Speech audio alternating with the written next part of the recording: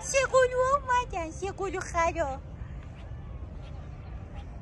نگاه کن اینو موچه میبونن اینا. این موچه قنبونه و قیافت پیشم من. خره. اینم این یکی موچه. موچه اینو بگی جون جون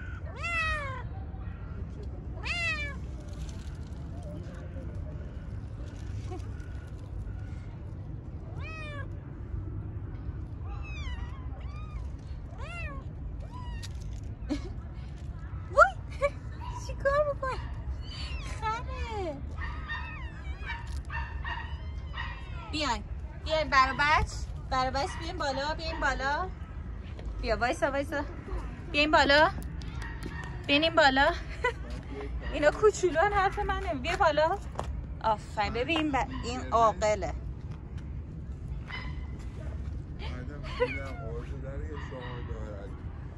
خود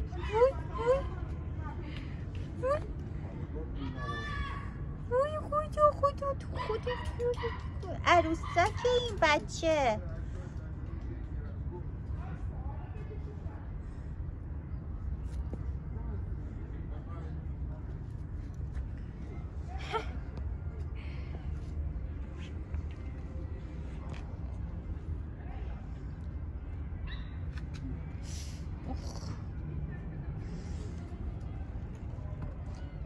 ببین تو نمیگی پات میشکن از اون ارتفاع میپری خره. بیا.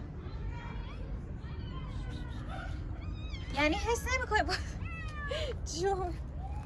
بیا اوجو. بیا ببین هم میپر. مسابقه پرش.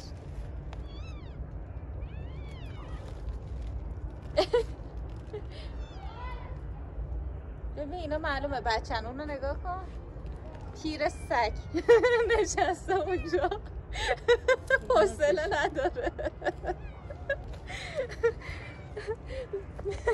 در رفت. پیر سگ در رفت.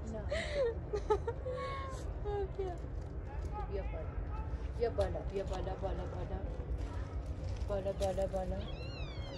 دعوا نکنین دیگه. جان جدید مادر.